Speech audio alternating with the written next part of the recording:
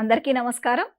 ఈరోజు ఉపాధ్యాయ అర్హత పరీక్ష టెట్ పేపర్ 2కి సంబంధించి బోధనా పద్ధతులు 6 మార్కులకు గాను ఉన్నాయండి. అంటే బోధనా పద్ధతులు అంటే మెథడాలజీ అనే విషయం మనకు తెలుసు కదా. దానికి సంబంధించి ఒక యూనిట్‌ని చర్చించే ప్రయత్నం చేద్దాం. బోధనా పద్ధతుల్లో మనకి మామూలుగా సిలబస్‌లో 7 యూనిట్లు అంటే పేపర్ 2లో మనకి 7 యూనిట్లు ఉన్నాయి. 7 యూనిట్లని మనము అధ్యయనం చేయాల్సి ఉంటుంది. అయితే ఇక్కడ ఒక విషయం అభ్యర్థులు గమనించాలి. ఏంటి అంటే బోధనా పద్ధతులు అనంగానే మనకి ఇప్పుడు టెట్ పేపర్ 2 వాళ్ళు ప్రధానంగా బీఈడీ బోధనా పద్ధతులు తెలుగుకు సంబంధించింది అధ్యయనం చేస్తారు కదా. అయితే ఇందులో ప్రధానంగా అంటే తెలుగు బోధనా పద్ధతులు పుస్తకము మనకి 2016లో మారడం జరిగింది. కాబట్టి 2016లో వచ్చిన బోధనా పద్ధతులు పుస్తకం చదవాలి. అట్లాగే అంతకు ముందున్నటువంటి బోధనా పద్ధతులు కూడా చదవాలి. అవి 2 కూడా మీకు నేను ఒకసారి చూపిస్తా. ఒకసారి చూడండి. ఇదేమో 2016లో వచ్చినటువంటి బీఈడీ తెలుగు మెథడాలజీ పుస్తకం. ఓకేనా. దీనికి టైటిల్ ఏముంటుంది? తెలుగు బోధన అభ్యసన శాస్త్రం అని ఉంది. ఇది గమనించండి. ఈ పుస్తకంలో మనకు టెట్ పేపర్ 2లో ఉన్నటువంటి 7 యూనిట్లకు సంబంధించి ఎక్కడ టాపిక్ ఆ పేరు కనిపించినా మనం ఇందులో వదలకుండా చదవాల్సిందే. ఇదొకటి. 2 మనకు ఇంకొక పుస్తకం అన్నాం కదా, ఇది పాత పుస్తకం అండి. ఇందాక చూపించింది కొత్తది అంటే 2016లో వచ్చింది. ఇది బీఈడీకి సంబంధించి పాత పుస్తకం. అంటే దీనికి ప్రీవియస్ 2015 వరకు ఉన్నటువంటిది అనమాట. అయితే ఈ పుస్తకంలో ప్రధానంగా మనకు ఉన్నటువంటి యూనిట్సే ఇప్పుడు సిలబస్లో కూడా మనకి కనిపిస్తాయి. ఒకసారి ఇందులో మీరు విషయ సూచిక చూసినా మీకు ఈజీగా అర్థమైపోతుంది. అవే యూనిట్స్ మీకు కనిపిస్తాయి. అయితే మనకి ఏంటంటే ప్రధానంగా ఈ యూనిట్స్తో పాటు అంటే ఇందులో చదువుతూ కొత్త పుస్తకంలో కూడా ఇట్లాగుండవు. అయితే కొత్త పుస్తకంలో మనకి సుమారుగా 10 యూనిట్స్ ఉంటాయి. ఇందులోనేమో తక్కువ ఉంటాయి అన్నమాట యూనిట్స్. కాకపోతే ఈ టైటిల్స్తో మనకి టెట్ పేపర్ 2లో ఉన్న బోధనా పద్ధతులు సిలబస్ కనిపిస్తుంది. కొత్త పుస్తకంలోనేమో మనకి విషయ సూచిక చూసినప్పుడు ఇక్కడ మనకి మొత్తం విషయ సూచిక, ఇది మీరు చూస్తున్నటువంటిది విషయ సూచిక. ఇక్కడ మనకి సుమారుగా 10 యూనిట్లు ఉన్నాయి. ఈ 10 యూనిట్లలో మరి ఈ పేర్లు కనిపించవు. మనకు ఏవి ఉన్నాయి సిలబస్లో? ఒకసారి సిలబస్ చూస్తే సిలబస్లో మనకు 7 యూనిట్లు అనుకున్నాం కదా. అందులో మొదటిది ఏముంది? భాష, మాతృభాష బోధన లక్ష్యాలు. రెండవ యూనిట్ ఏముంది? భాష, వివిధ భావనలు, స్వభావం, తరగతి గది అన్వయం ఉంది. తర్వాత మూడో యూనిట్ ఏముంది? భాషా నైపుణ్యాలు. ఆ తర్వాత ప్రణాళిక రచన, పాఠ్య గ్రంథాలు. ఆ తర్వాత మనకి ఇంకా కనిపించేటువంటివి బోధనాభ్యసన సామాగ్రి. ఆ తర్వాత సాహిత్య ప్రక్రియలు, బోధనా పద్ధతులు. ఆ తర్వాత నిరంతర సమగ్ర మూల్యాంకనం. ఇట్లా 7 కనిపిస్తాయి మనకి సిలబస్లో. ఇదంతా మీకు తెలుసు, సిలబస్ అంతా మీ దగ్గర ఉంటుంది. కాకపోతే ఇక్కడ కొంతమంది అభ్యర్థులు ఇబ్బంది పడుతున్నటువంటి విషయము గమనించింది ఏంటి అని అంటే, ఎట్లా చదవాలి? ఈ 7 యూనిట్లు 6 మార్కులే కదా వచ్చేది. మరి సిలబస్లో 7 యూనిట్లుగా ఉన్నాయి. తర్వాత పుస్తకాలు చూస్తే పాతదొకటి కొత్తదొకటి ఉన్నాయి. కొత్త దాంట్లో ఈ టాపిక్స్ డైరెక్ట్గా కనిపించట్లేదు. ఎట్లా చదవాలనేటువంటి ఒక సందేహం చాలా మందిలో గమనించినాం. అయితే ప్రధానంగా మీరు చేయాల్సింది, గుర్తుపెట్టుకోవాల్సింది ఏంటి అంటే, ఇప్పుడు సపోజ్ భాష, వివిధ భావనలు అన్నప్పుడు లేదా భాష స్వభావం అన్నప్పుడు అవి ఈ 2 పుస్తకాలలో అండి. ఖచ్చితంగా ఈ 2 పుస్తకాలు పేపర్ 2 వాళ్ళకి నేను చెప్పేది. ఈ 2 పుస్తకాలలో ఆ టాపిక్ ఎక్కడ కనబడ్డా మీరు వదలకుండా చదవాల్సిందే ఒకటి.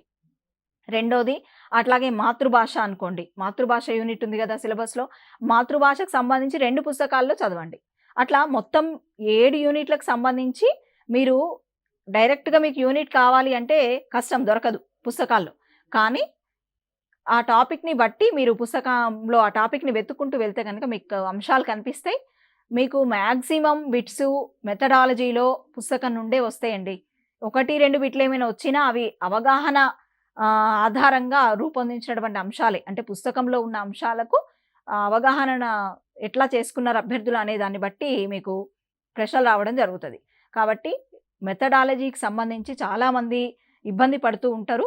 అటువంటి దాన్ని వదిలేయండి. సరే, కొంత డ్రై సబ్జెక్ట్ అనే పేరు ఉన్నప్పటికీ మొత్తానికి మనం అధ్యయనం చేస్తే ఏదైనా వస్తుంది. మనం ఈరోజు బోధనా పద్ధతులలో మొదటి యూనిట్ కాకుండా 2 నుంచి స్టార్ట్ చేద్దాం. భాష, వివిధ భావనలు, స్వభావం, తరగతి గది, అన్వయం. తర్వాత నేను రెండో యూనిట్ చెప్తా. మొదట అంటే భాషకు సంబంధించినటువంటి భావనలు, ఇతర అంశాలు తెలుసుకున్న తర్వాత మనము మాతృభాషకు సంబంధించి చెప్పుకుందాం. అయితే ప్రధానంగా భాష. భాష అంటే ఎట్లా పుట్టింది అసలు? మానవుడికి భాష యొక్క ఆవశ్యకత ఎందుకు ఏర్పడింది? అసలు ఆదిమ మానవుడి దగ్గర నుంచి చూస్తే భాష ఎట్లా పరిణతి చెందింది? తర్వాత అసలు రకరకాల భాషలు ప్రపంచంలో మనకి చాలా భాషలు 7,000కు పైగా భాషలు ఉన్నాయంట. మరి అట్లా చూసినప్పుడు ప్రపంచంలో ఇన్ని భాషలు ఎందుకు అవసరం ఏర్పడింది? ఇన్ని భాషలు ఎట్లా పుట్టాయి అసలు?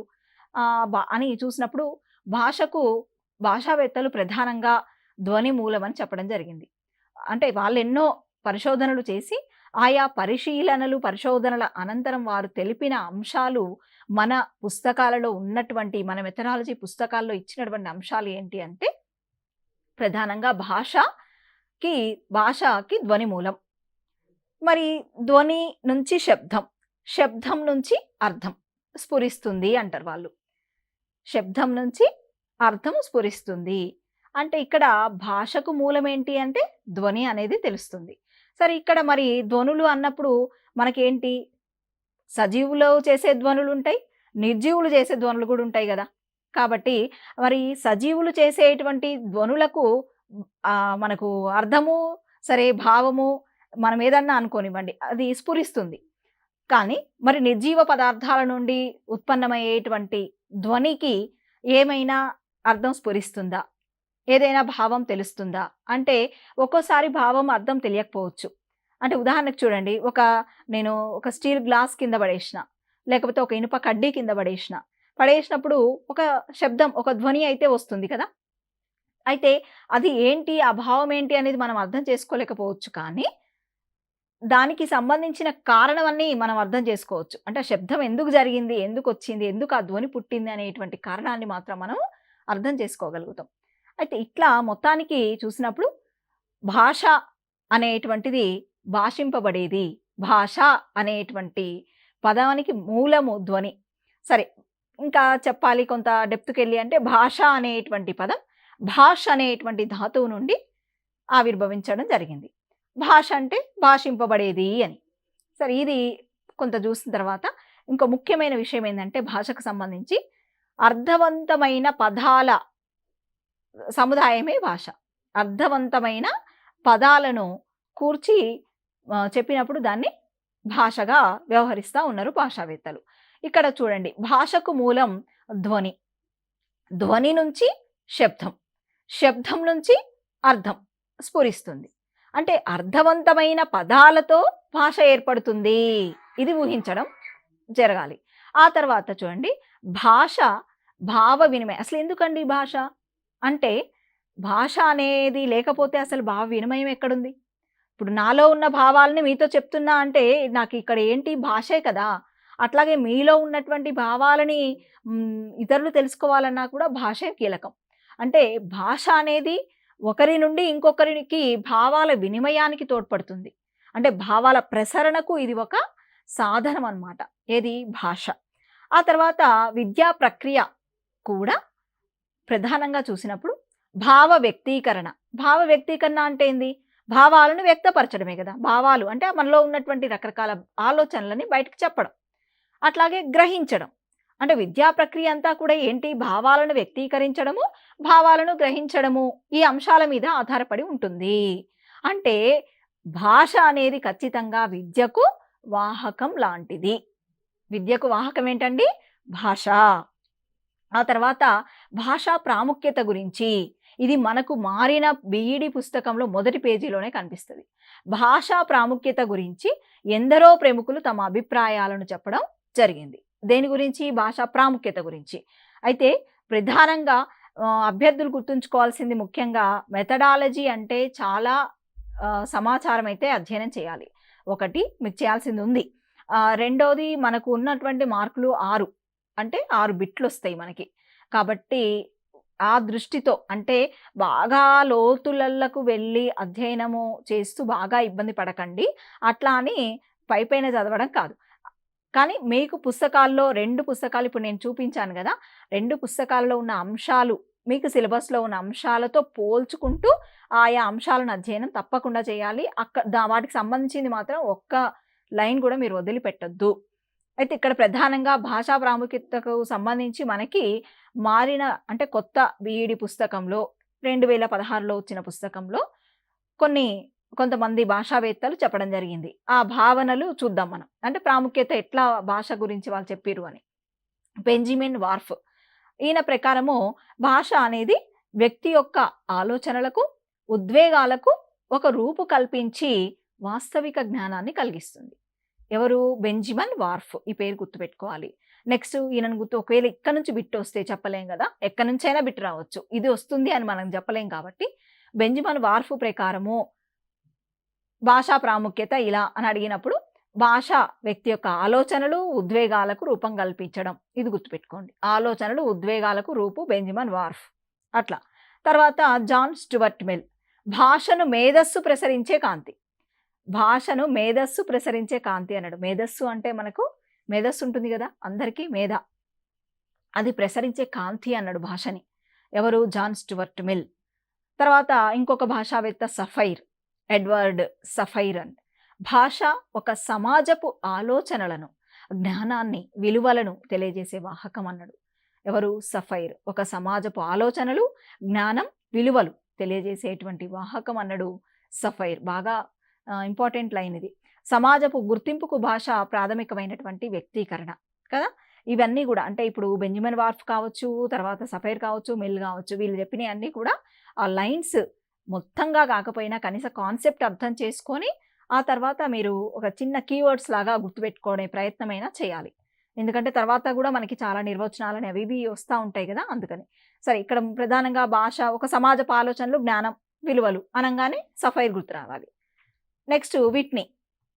ప్రొఫెసర్ విట్నీ ప్రకారం భాష అభివృద్ధి చెందుతున్న సమాజ అవసరాల కోసం ఏర్పడిన అలిఖిత చట్టాల వ్యవస్థ. అభివృద్ధి చెందుతున్న సమాజం, రకరకాల అవసరాలు ఉంటాయి సమాజానికి. అలా ఆ అవసరాలు తీర్చడం కోసం ఏర్పడినటువంటి అలిఖిత అంటే ఇంకా రాయబడని ఒక చట్టాల వ్యవస్థ అని భాషను అన్నాడు ఆయన. ఈ వర్డ్ గుర్తుపెట్టుకున్నా సరిపోతుంది. అలిఖిత చట్టాల వ్యవస్థ భాష అనగానే వీటిని గుర్తు రావాలి. భాషా వికాసం. భాషా వికాసం అంటే ఏంది? భాష యొక్క అభివృద్ధే కదా. ఈ రోజు ఉన్నట్టు రేపు ఉండదు, రేపు ఉన్నట్టు ఎల్లుండి ఉండదు. డెవలప్మెంట్ అనేది భాషలో జరుగుతూ ఉంటుంది. అంటే భాష వికాసం చెందుతూ ఉంటదన్నమాట. దానికి ఇక్కడ ఆపుదల అనేది, ఆటంకం అనేది ఉండదు. అది ఒక నిరంతరమైనటువంటి ప్రక్రియ. ఇక భాషకు సంబంధించిన నిర్వచనాలు చూద్దాం. భాషకు సంబంధించిన నిర్వచనాలు చాలా చాలా ముఖ్యం. భాషకు సంబంధించిన నిర్వచనాల నుంచి మనకి గతంలో ప్రశ్నలు కూడా రావడం జరిగింది. ఇక్కడ ప్రధానంగా ప్రశ్నలు భాషా నిర్వచనాలకు సంబంధించి చూసినప్పుడు మనకి గతంలో అంటే టెట్లో పేపర్ 1లో కానీ, సరే పేపర్ 2లో కానీ, పేపర్ 2లో అయితే ప్రధానంగా నిర్వచనాలు వచ్చినటువంటి నిర్వచనాలు చోమ్స్కీ ఆయన ఒక భాషావేత్త, వారికి సంబంధించినటువంటి నిర్వచనం రావడం జరిగింది. అంటే భాష అనేది ఒక ప్రత్యేక నియమాల వలన ఏర్పడుతుంది. కాబట్టి ఇది భాష అంటే అనేక వాక్యాల సముదాయం అనే ఒక నిర్వచనాన్ని చోమ్స్కీ ఇస్తాడు. ఆ నిర్వచనాన్ని ఇచ్చి దీన్ని అన్నవారెవరు అని చెప్పి అడగడం జరిగింది. అట్లనే కృష్ణస్వామి ఎస్కే వర్మకు సంబంధించిన ఒక నిర్వచనం కూడా పేపర్ 1లో వచ్చిందండి టెట్లో. కాబట్టి అది కూడా అంటే భాష అనేది ఒక సంక్లిష్టమైనటువంటి విషయం అని వాళ్ళు చెప్తారు. ఆ డెఫినేషన్ అడగడం జరిగింది. అంటే డెఫినేషన్ ఇచ్చి డైరెక్ట్గా ఇది ఎవరన్నారని అడిగే సందర్భాలు ఎక్కువగా ఉంటున్నాయి. కాబట్టి భాషా నిర్వచనాలని మనం వదిలేయటానికి లేదు, కన్ఫామ్గా చూసుకోవాల్సిందే. ఎంతమంది ఉన్నా సరే మనం వాటిని ఏదో విధంగా ఒక కొండ గుర్తులు ఏర్పాటు చేసుకొని చదవాల్సిందే. అయితే చూడండి, భాషావేత్తలు భాషను చాలా రకాలుగా నిర్వచించారు. భాషా స్వరూపాన్ని, లక్షణాలని మనం అర్థం చేసుకోవడానికి అవన్నీ కూడా మనకి సహకరిస్తాయి. చూద్దాం ఒక్కొక్కరిగా మనం ఆ నిర్వచనాలని చూస్తే, స్టర్ట్వర్ట్ అనే భాషావేత్త తన లింగ్విస్టిక్ చేంజ్ గ్రంథం ఇంపార్టెంట్, గుర్తుపెట్టుకోవాలి. ఎందుకంటే ఎప్పుడూ నిర్వచనమే అడగాలని లేదు కదా. ఒకవేళ ఇప్పుడు ఈ నిర్వచనాల్లో భాగంగా సుమారుగా నేను 4-5 గ్రంథాల పేర్లు చెప్తా. ఆ 4-5 గ్రంథాలు అంటే 4-5 భాషావేత్తలు మీకు తెలిసి ఉండాలి. అంటే ఒకవేళ గ్రంథం పరంగా కూడా బిట్ వస్తే చేయగలగాలి. తన లింగ్విస్టిక్ చేంజ్, ఎవరిది లింగ్విస్టిక్ చేంజ్? స్టర్ట్వర్ట్ది. ఈ గ్రంథంలో ఆయన భాషను ఏమన్నాడు? యాదృచ్ఛికమైన నిర్మాణ సౌష్ఠవంతో మానవ సమాజంలో భావ వినిమయానికి, పరస్పర సహకారానికి, సంస్కృతి పరివ్యాప్తికి ఉపకరించే వాగ్రూప ధ్వని సంకేత సముదాయం భాష అన్నాడు. ఇంత పెద్దగుంది, గుర్తుపెట్టుకోవడం కొంచెం కష్టమే. సరే, యాదృచ్ఛికమైన నిర్మాణ సౌష్ఠవం అన్నాడు. అంటే భాష అనేది యాదృచ్ఛికంగా పుడుతుంది. అంటే యాదృచ్ఛికం అంటే ఏంది? ఇంకా ఎవరి ప్రమేయమో ఏదో కండిషన్స్ ఏం లేవు. అలవోకగా అలా ఆటోమేటిక్‌గా రావటమే యాదృచ్ఛికం కదా! యాదృచ్ఛికమైనటువంటి నిర్మాణ సౌష్ఠవంతో అట్లాగే మానవ సమాజంలో భావ వినిమయం జరగాలి గదా! పరస్పర సహకారం అనేది ఉంటుంది కదా! అట్లాగే సంస్కృతి కూడా ఒక తరం నుంచి ఇంకో తరానికి వెళ్తది గదా! వ్యాప్తి అవుతది గదా! ఈ అంశాలన్నింటికి ఉపకరించే ఒక వాగ్రూప ధ్వనే భాష, లేదా వీటన్నిటికి ఉపకరించే ఒక సంకేత సముదాయం ఏదైతే ఉందో అదంతా భాష అని చెప్పి స్టర్ట్‌వర్ట్ అన్నాడు. సరే, ఇది కాన్సెప్ట్ అర్థం చేసుకోండి. తర్వాత మీరేం చేయాలి? కొన్ని కీవర్డ్స్ లాగా పెట్టుకొని అయినా గుర్తుపెట్టుకోండి. యాదృచ్ఛికమైన నిర్మాణ సౌష్ఠవం అని చెప్పి, తర్వాత ఎట్లా సంస్కృతి పరివ్యాప్తికి ఉపకరించే వాగ్రూప ధ్వని లేదా సంకేత సముదాయం, ఇట్లా గుర్తుపెట్టుకోండి. తర్వాత కాంట్ డ్రెస్ క్రేట్స్ అని చెప్పేసి ఆయన ఏమన్నాడంటే, మానవులకు భాషాపరమైనటువంటి ప్రవర్తనను అలవర్చుకోవడానికి సహకరించే మేధాశక్తి భాష అన్నాడు. మీరు మేధాశక్తి భాష కాంట్ అని గుర్తుపెట్టుకుంటారా, భాషాపరమైన ప్రవర్తన అలవర్చుకోవడం అనే గుర్తుపెట్టుకుంటారా, అది మీ ఇష్టం. కానీ ప్రధానంగా కాంట్ అన్నది ఏంటి అంటే భాషాపరమైన ప్రవర్తన. అంటే భాషాపరమైన ప్రవర్తన ఏముంటుంది? భాషాభ్యసనం, భాషను చదవడము, అంటే దాన్ని అధ్యయనం చేయటం, భాషించడం, మాట్లాడడం. తర్వాత భాషకి సంబంధించి ఇంకేముంటుంది? అర్థం చేసుకోవడం, మాట్లాడడం, దాన్ని చదవడం, అంతే కదా! వీటికి సహకరించే, అంటే ఇవన్నీ ఇట్లాంటి భాషా ప్రవర్తనలు ఏవైతే ఉంటాయో వీటిని మనం అలవర్చుకోవడానికి సహకరించే మేధాశక్తి భాష అన్నాడు కాంట్. డ్రెస్ క్రేట్స్ వీరి అభిప్రాయంలో భాష సార్వజనీనమైనది, సహజమైన మేధా సంపత్తిగా కూడా గుర్తింపు పొందడం జరిగింది. ఆ తర్వాత ఎస్కే పద్మ, ఎన్ కృష్ణస్వామి వీరు మోడర్న్ లింగ్విస్టిక్స్ అనే గ్రంథంలో భాష ఒకే ఒక అంశం లేదా ఒక లక్షణం, ఒక విషయం కాదు, సమాజంలో మానవ సంబంధాలు ఎంత సంక్లిష్టమైనవో అంతే సంక్లిష్టమైన మానవీయ ప్రక్రియ అన్నారు. ఎవరు? పద్మ, కృష్ణస్వామి అనేవాళ్ళు. వీళ్ళ గ్రంథం గుర్తుపెట్టుకోవాలి, మోడర్న్ లింగ్విస్టిక్స్. ఇందాక కూడా మనకు ఒక గ్రంథం వచ్చింది.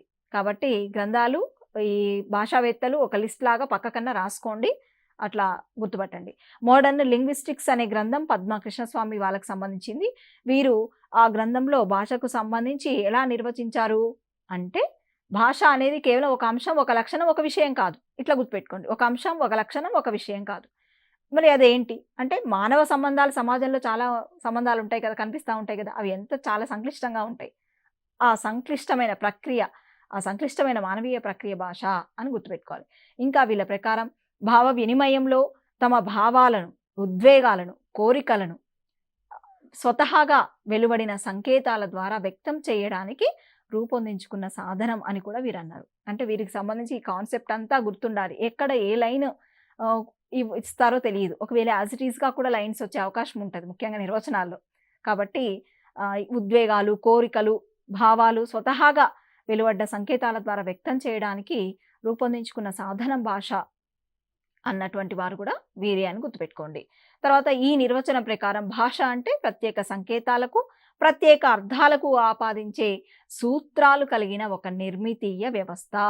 ఈ లైన్ అంటే భాష అంటే ప్రత్యేక సంకేతాలకు, ప్రత్యేక అర్థాలను ఆపాదించే సూత్రాలు కలిగిన నిర్మితీయ వ్యవస్థ. ఇది ముఖ్యంగా గుర్తుపెట్టుకోవాల్సిన అంశం. తర్వాత మీకున్నటువంటి నెక్స్ట్ వీళ్ళు చూస్తే, వీళ్ళ ప్రకారము జాన్ పి హ్యూగ్స్ ఉన్నాడు. జాన్ పి హ్యూగ్స్ ప్రకారం చూసినప్పుడు మనకి ప్రధానంగా ద సైన్స్ ఆఫ్ లాంగ్వేజ్, అంటే ఈయన గ్రంథము, హ్యూగ్స్ రాసినటువంటి గ్రంథం ద సైన్స్ ఆఫ్ లాంగ్వేజ్. ఈ గ్రంథంలో ఒక వ్యక్తి తన ఆలోచనలను ఒక వ్యక్తి తన ఆలోచనలను ఏం చేస్తాడు, ఇంకో వ్యక్తికి చెప్తా ఉంటాడు, లేదా ఏదో విధంగా రాయడం ద్వారానో వాగ్రూపంలోనో చెప్తుంటాడు, తెలుపుతూ ఉంటాడు. అంటే ఒక వ్యక్తి తన ఆలోచనలను ఇంకొక వ్యక్తికి యాదృచ్ఛికమైన వాగ్రూప సంకేతాల ద్వారా వ్యక్తం చేయడమే భాష అన్నాడు.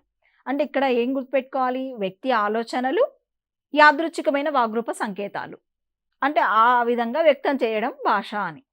ఆ తర్వాత ప్రధానంగా సరే ఇది హ్యూగ్స్‌ది. అక్కడ గ్రంథం ఒకటి, ఇదొకటి గుర్తుపెట్టుకుంటే సరిపోద్ది. నెక్స్ట్ చోమ్స్కీకి సంబంధించి కొంతమంది ఈయన్నే చామ్స్కీ అని గూడా అంటారు. సరే చామ్స్కీ ఆయన గుర్తుపెట్టుకోండి. చామ్స్కీ ప్రధానంగా బిట్టు వచ్చింది ఇదివరకి ఒక్క టెట్‌లోనే కాదు, టీఆర్‌టీలో వచ్చింది. ఇంకా వివిధ పోటీ పరీక్షల్లో గూడా చామ్స్కీ గురించి బిట్లు రావడం జరిగింది.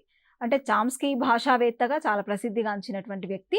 భాష అనేది ప్రత్యేక నియమాలను ఆధారంగా నిర్మించిన ప్రత్యేక వాక్యాల సముదాయం.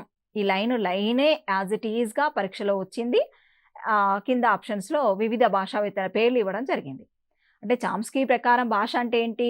ప్రత్యేక నియమాలను ఆధారంగా భాషకు నియమాలున్నాయి గదా! ఇప్పుడు మనం వ్యాకరణం అధ్యయనం చేసినాం. వ్యాకరణంలో రకరకాల నియమాలున్నాయి గదా! అట్లాగే భాషా నిర్మితిలో అనేక నియమాలుంటాయి. ఆ ప్రత్యేక నియమాలను ఆధారంగా నిర్మించిన ప్రత్యేక వాక్యాల సముదాయం అని చామ్స్కీ చెప్పిర్రు. ఆ తర్వాత హాకెట్ ఏ కోర్స్ ఇన్ మోడర్న్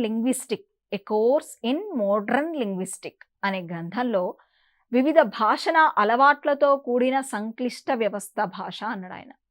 అంటే రకరకాల భాషణ అలవాట్లు. భాషణం అంటే మాట్లాడడం. మాట్లాడడానికి సంబంధించిన వివిధ అలవాట్లకు సంబంధించిన ఒక సంక్లిష్ట వ్యవస్థ అన్నాడాయన.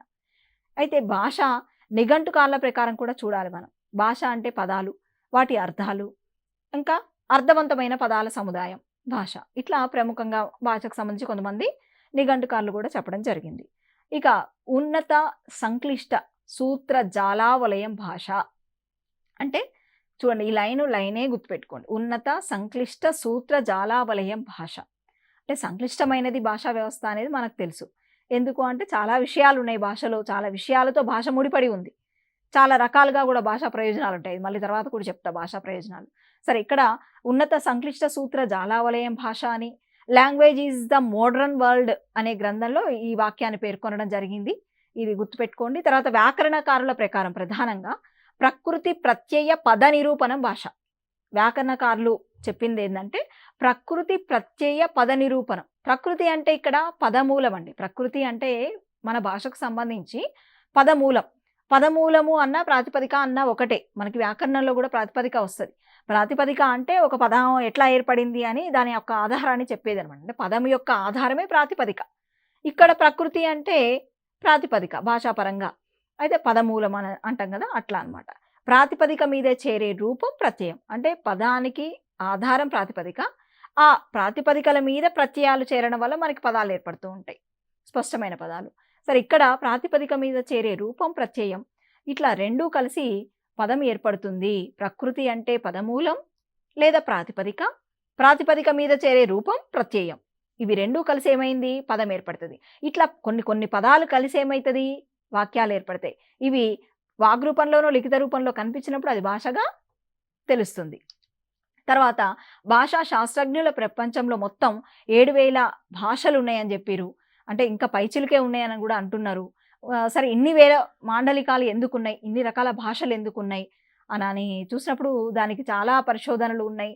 అయితే ఈ 7,000 భాషలు ఉన్నప్పటికీ అందులో లిపి కలిగినవి మాత్రం 2796 అంటే 2796 భాషలు లిపి ఉన్నటువంటి భాషలుగా చెప్తున్నారు. భాషా శాస్త్రజ్ఞులు ఇట్లా అంటే 2796 భాషలు 2796 భాషలను మళ్ళీ కొన్ని భాషా కుటుంబాలుగా చేయడం జరిగింది. సరే, ఆ భాషా కుటుంబాలు చెప్పుకుందాం. ప్రధానంగా ఇక్కడ ఎందుకు మరి ఇన్ని మాండలికాలు ఉన్నాయి? అంటే ఒక భాష ఉండొచ్చు కదా అంటే ఉండదు. ఎందుకు ఉండదు? మనిషి రకరకాల ప్రయాణ సౌకర్యాలు పెరిగినాయి. తర్వాత మనిషి యొక్క నాగరికత పెరుగుతూ ఉంది. పరిణామ క్రమంలో చాలా ముందు ఉన్నటువంటి ఇది మానవుడు.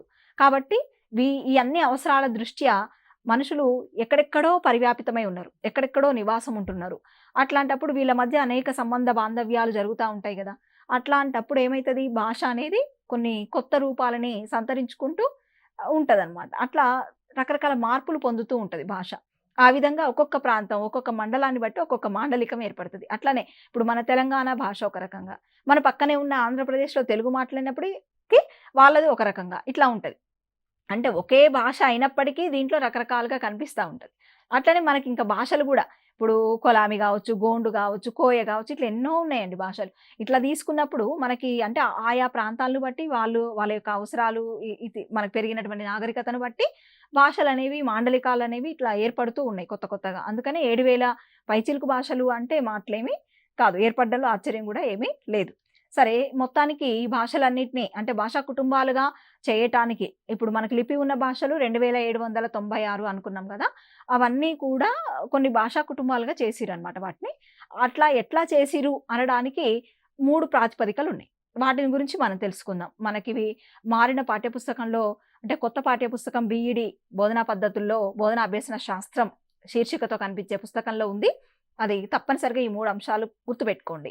వారసత్వ ప్రాతిపదిక, భాషా నిర్మాణ ప్రాతిపదిక, భౌగోళిక ప్రాతిపదిక. అంటే భాషా కుటుంబాలను చేయటానికి ఈ ప్రాతిపదికలు మూలమనమాట. అయితే చూద్దాం ఒక్కొక్కటిగా చూసినప్పుడు వారసత్వ ప్రాతిపదిక. వారసత్వ ప్రాతిపదిక ఆధారంగా ఒక మూల భాష నుంచి అంటే ఏదో ఒక మూలంగా ఒక భాష ఉంటది. దాని నుంచి మళ్ళీ ఇంకో భాష ఏర్పడుతది. అంటే ఒక మూల భాష నుంచి అంటే ఒక ఆదిమ భాష నుంచి ఏర్పడిన భాషలను ఒక కుటుంబంగా ఇక్కడ నిర్ణయించడం జరిగింది. అంటే ఏదో ఒక మూల భాషను తీసుకొని దాని నుంచి ఏర్పడిన భాషలను ఒక కుటుంబం అని చెప్పి చేసిర్రు. అది ఏ ప్రాతిపదిక కిందకొస్తుంది? వారసత్వ ప్రాతిపదిక. అట్లాగే భాషా నిర్మాణ ప్రాతిపదిక. ఇక్కడేంటి అంటే పదాల, వాక్యాల నిర్మాణ క్రమంలో పోలికల ఆధారంగా విభజన జరుగుతది. అంటే పదాలు, వాక్యాలు భాషా నిర్మాణం అన్నప్పుడే మనకు తెలుస్తుంది ఆ టర్మ్‌లో. పదాలు, వాక్యాలు ఈ నిర్మాణ క్రమంలో రకరకాల పోలికలు ఉంటాయి గదా భాషల మధ్య. దాని ఆధారంగా చేసినటువంటి కుటుంబాల వర్గీకరణ కూడా ఉంది. అట్లాగే భౌగోళిక వర్గీకరణ. అంటే భౌగోళిక ప్రాతిపదిక కింద ఇది. భౌగోళిక వర్గీకరణలో ఒక భౌగోళిక ప్రాంతంలో మాట్లాడే వేర్వేరు భాషలను వేర్వేరు కుటుంబాలుగా వ్యవహరిస్తూ, చెప్తూ, గుర్తిస్తూ ఉంటారు. అట్లా మొత్తానికి ఈ ప్రాతిపదికల ఆధారంగా ప్రపంచ భాషలు మొత్తం ఉన్నటువంటివి 141 కుటుంబాలుగా వర్గీకరించిరండి. అంటే మనకు ప్రస్తుతం లభ్యమవుతున్న వాటిని బట్టి 141 కుటుంబాలుగా భాషా కుటుంబాలుంటే మళ్ళీ వీటిని 6గా చేసిరు. 6ంటిని ప్రధాన కుటుంబాలుగా గుర్తించిరు. దాదాపు 67% ప్రపంచ భాషల్లో 80% ప్రపంచ జనాభా అంటే మాట్లాడుతున్నటువంటి భాషలు ఇందులో కనిపిస్తాయి. ఎందులో? ఈ 6 ప్రధాన కుటుంబాలలో. ప్రపంచంలో అత్యధిక జనాభా అంటే ఇప్పుడు మనం ఎంత అనుకున్నాం? 67% అత్యధిక జనాభా మాట్లాడేటువంటి భాషలు 67%. అట్లా మాట్లాడే భాషా కుటుంబాలు ఏవైతే ఉన్నాయో ఇండో యూరోపియన్ మరియు సైనో టిబెటిన్ ఈ భాషా కుటుంబాలే అని చెప్పి భాషా శాస్త్రవేత్తలు అభిప్రాయపడడం జరిగింది. భారతీయ భాషల వర్గీకరణ కనుక చూసినప్పుడు భారతదేశంలో ఎన్నో భాషలున్నాయి. వీటిని 4 భాషా కుటుంబాలుగా భాషా శాస్త్రవేత్తలు వర్గీకరించారు. ఇవి చూస్తే ఒకటి ఇండో యూరోపియన్, తర్వాత నెక్స్ట్ ఇంకోటి మనకు ఉన్నటువంటి కుటుంబం ద్రావిడ భాషా కుటుంబం, తర్వాత నిషాద భాషా కుటుంబం, నెక్స్ట్ సైనో టిబెటన్ కుటుంబం. ఇట్లా 4. అయితే ఇండో యూరోపియన్కి ఇంకో పేరు ఏంటంటే ఆర్య భాషా కుటుంబం అంటారు. అట్లాగే ద్రావిడ భాష అంటే ఇక ఆది ద్రావిడ అని కూడా అంటూ ఉంటారు. ఇక నిషాద అంటేనేమో ఆస్ట్రిక్ అట్లా అనమాట. ఇట్లా కూడా మారు పేర్లు కూడా గుర్తుపెట్టుకోవాలి. సరే, మొత్తానికి ఈ భాషా కుటుంబాలు భారతీయ భాషలను 4 ప్రధానంగా చేయడం జరిగింది. ఇందులో 73% మళ్ళీ మన భారతదేశంలో చూసినప్పుడు 73% భారతదేశ జనాభా ఆర్య భాషా కుటుంబంలోని భాషలే మాట్లాడతారు. ఆర్య భాషా కుటుంబంలోని భాషలు మాట్లాడతారు 70% మంది భారతదేశ జనాభా. తర్వాత 20% మంది ద్రావిడ భాషలు మాట్లాడతారు. మళ్ళీ ఈ ద్రావిడలో కూడా మనకి 2 రకాలు కనిపిస్తాయి. మళ్ళీ చెప్తా నేను తర్వాత.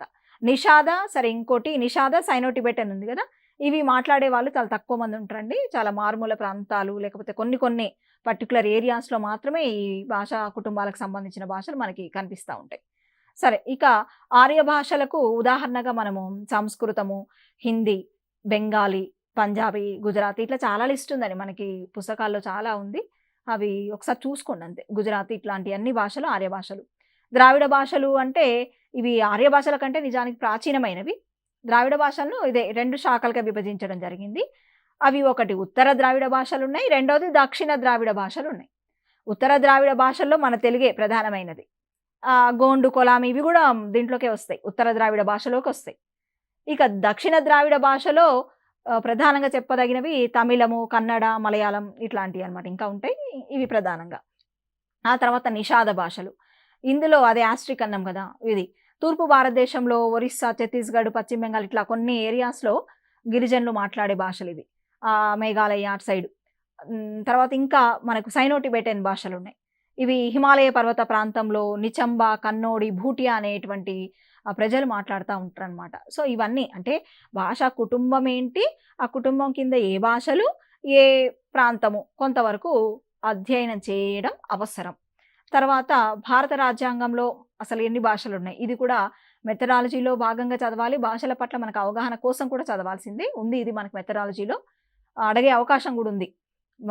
ఇటీవల చేర్చిన భాషలేంది రాజ్యాంగంలో అని అడిగిన పరిస్థితులున్నాయి.